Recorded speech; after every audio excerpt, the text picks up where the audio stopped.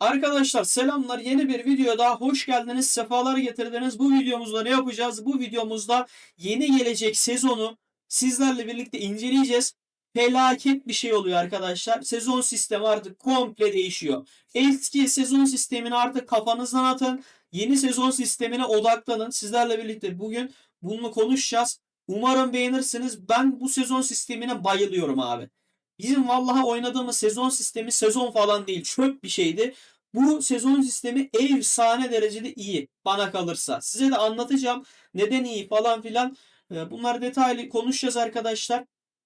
Sizden ricam arkadaşlar videoyu beğenmeyi, hype puan atmayı ve sezon hakkındaki düşüncelerinizi yorumla belirtmeyi unutmayın diyerekten burayı şimdi kapatıyorum. Dostlar sezon geldiği zaman yaklaştığı zaman size de bu şekilde bir ekran gelecek. Ne diyor burada? Mesela 2-12 ikinci ayın 12'sinde ön izleme diyor. Ne diyor bu ön izlemede? Fetih sezonunda tüm tarafların güçleri ittifaklar halinde savaşı çağrılıyor. Burası komple boş hikaye. Şuradan itibaren başlıyor. Yani 3. ayın 16'sında. Ön gruplama aşamasında arkadaşlar her savaş bölgesinin en güçlü ittifakları 2 adet diyor. Burası önemli. Üye dizilimleri geçici kilitlenir. Eşleme bekler. Kilit süresi boyunca ittifak üyeleri ittifaktan çıkamaz. Yani bu ne demek oluyor dostlar? Şöyle her sunucunun eşleşme puanı olacak ve bu eşleşme puanı sunucunuzun en güçlü ilk iki ittifakı üzerinden belirlenecek. Yani örnek veriyorum sizin sunucunuzda 3 tane 4 tane güçlü ittifak varsa bunun hiçbir önemi yok dostlar eşleşme puanına. Yalnızca ilk iki ittifak. Yani burada ne yapılabilir? Eğer siz mesela 4 ittifak 5 ittifak oynuyorsanız bir süreliğine ne yapılabilir? En güçlü oyuncular ilk iki ittifakta buluşur. Eşleşme puanı maksimuma çıkartılır. Ondan sonra sezon başladığı zaman tekrar eski ittifaklara dağılabilir arkadaşlar. Bu şekilde yapılabilir.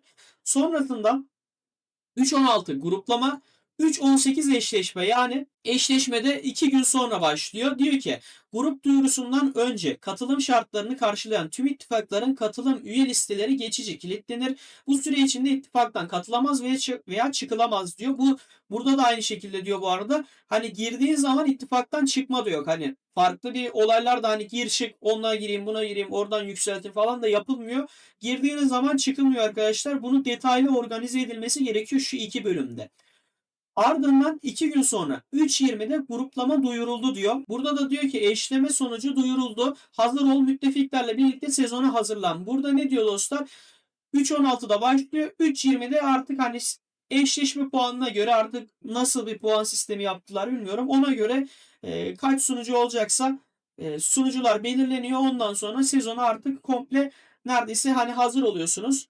Ve son olarak da 3.23 yani 3. ay 23'ünde bizim sunucuya göre sezon başlangıcı sezona gir, antik medeniyet yasak bölgesini fethet, kutsal eşya sırlarını keşfet, köken topraklarını fethet diyor birader.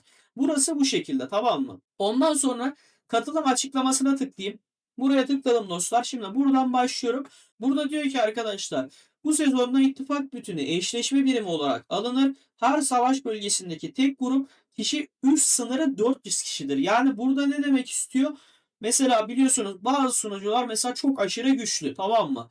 Eğer sezonda 400 tane oyuncunuz varsa 401.'si giremiyor demek olarak anladım ben. Bilmiyorum yanlış anlamış olabilirim. Bu bence mantıksız geldi eğer benim anladığım gibiyse. Çünkü abi güçlü adamlar uğraşıyor güçlü sunucu yapmak için. Sen bu şekilde kısıtlarsan mesela o adam biraz sıkıntıya düşebilir o güçlü sunucu için uğraşmak isteyen oyuncular. Çünkü 400 kişi mesela düşünsene sezon bölümüne giremiyorsun ittifakın sunucun güçlü diye. Baya kötü bir durum bu.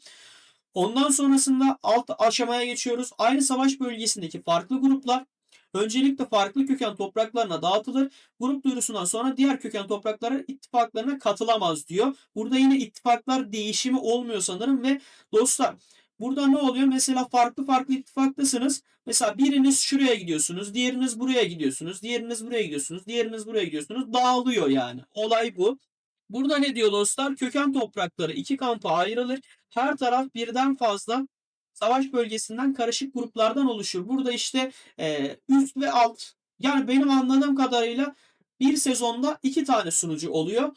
Fakat dediğim gibi bu benim önceki oynadığım oyunlarda bir sezonda 2 sunucu değil de mesela 4 olabiliyor, 2 olabiliyor, yine 8 olabiliyor.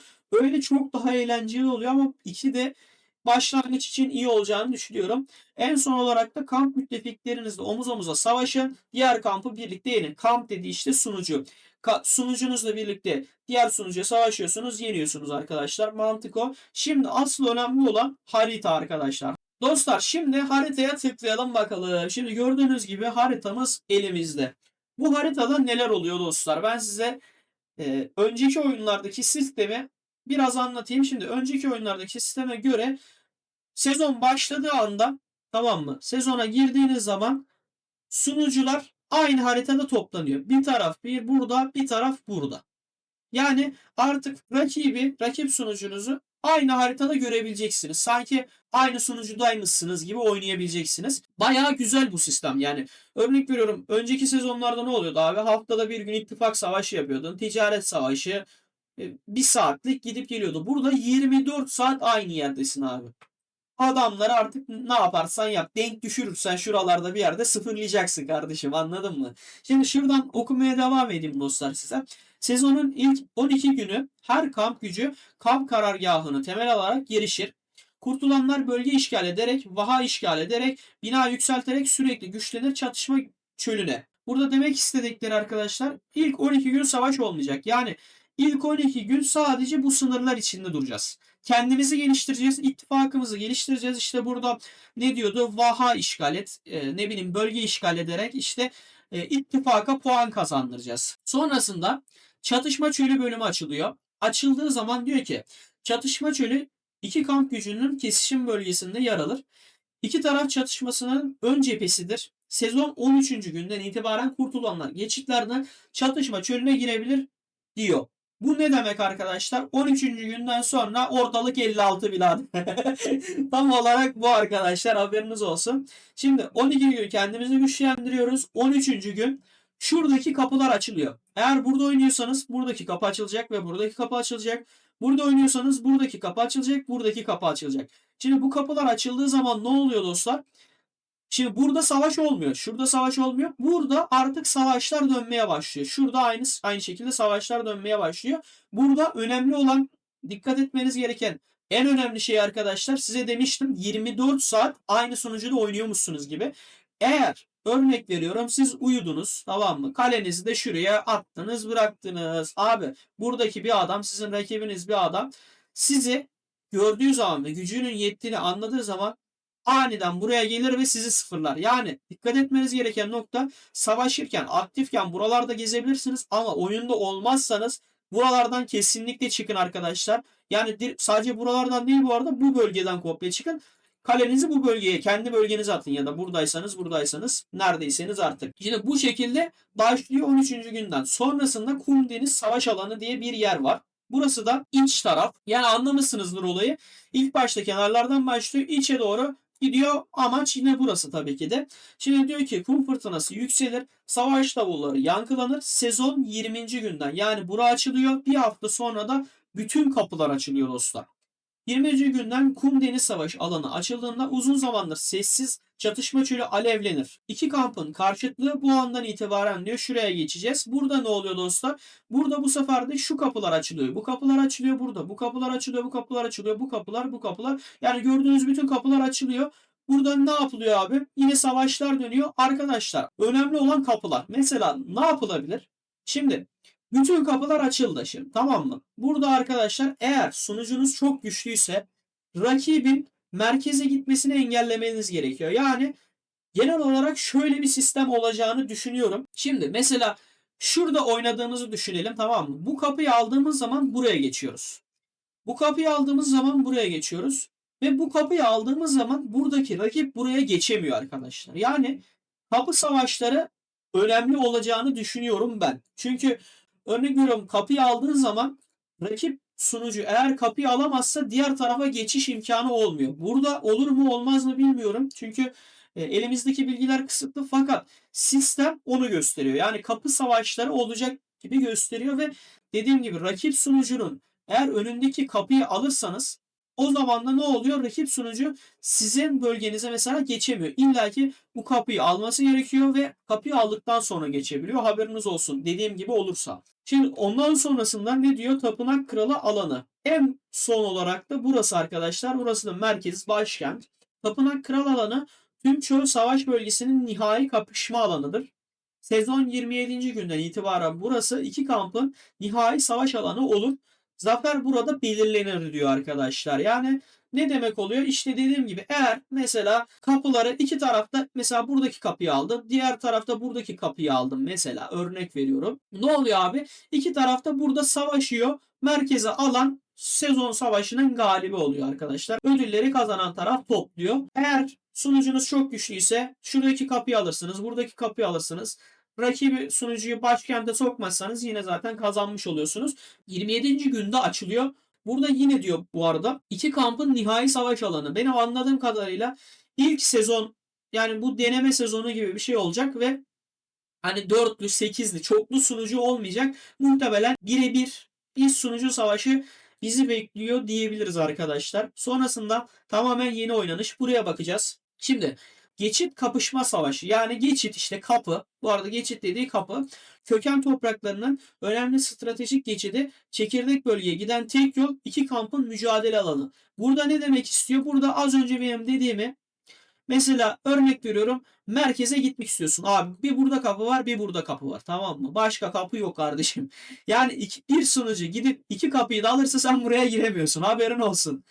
Bunu açıklaması bu bana kalırsa. Ondan sonra burada yeni farklı bir sistem var. Eski tanrı kalıntısı. Bu kıtada inanılan tanrıların kalıntıları, güçlü tanrı kalıntıları burada adanmış tanrı temsilcisi ile yakınlık arttırıldığında beklenmedik kazançlar elde edilir. Dostlar bu ne biliyor musunuz? Bunun aynı sistem Rise of Kingdom'da da var. Şimdi farklı şu haritada mesela farklı yapılar olacak. Mesela şurada örnek veriyorum. Bunu tamamen saplamasyon. Şurada bir tane yapı olacak. Bunu aldığınız zaman mesela diyecek ki size araştırma hızı %20 artıyor bunu aldığınız zaman. Ya da şurada bir yapı olacak. Savaş gücünüzü %20 arttırıyor bu yapı aldığınız zaman. Bu şekilde bir yapı olacak. Bunlarla da aynı şekilde savaş olabilir. Ondan sonra portal var. Antik medeniyet teknolojisi birlikler. Hızlı transfer, savaş alanlarına hızlı destek bir hamlede kontrolü ele geçir. Burada da aynı şekilde portallar eklenmiş oyuna. Sanırım bu olayı tam anlamadım ama çok yüksek ihtimalle işte hani hızlı bir şekilde ışınlanmak için ne bileyim bunlar eklendi sanırım ama burayı tam anlamadım. Burayı bilen varsa yorumlarda belirtsin abi. Son olarak da dostlar Vaha. Bu bana kalırsa biraz ticaret savaşına benziyor. Köken toprakları yaşam vahası, sezon kaynağı, kutsal suyun aynen kutsal su üretimi, vahayı kontrol etmek sezon büyüme verimliliğini arttırıyor burada. Yine dediğim gibi başlangıçta diyordu fark şurada vaha işgal ederek işte bina yükselterek muhtemelen ticaret savaşı mantığı fakat kendi sunucumuzda olacak. Yani kendi bölgemizde diyeyim daha doğrusu. Yani buralarda olur mu bilmiyorum ama kendi bölgemizde kesin olacak. Kendi bölgemizde olursa yani savaş olmayacak ama şuralarda işte şu bölgede olursa illaki yine savaşlar dönecek ki bence olur gibi hissediyorum.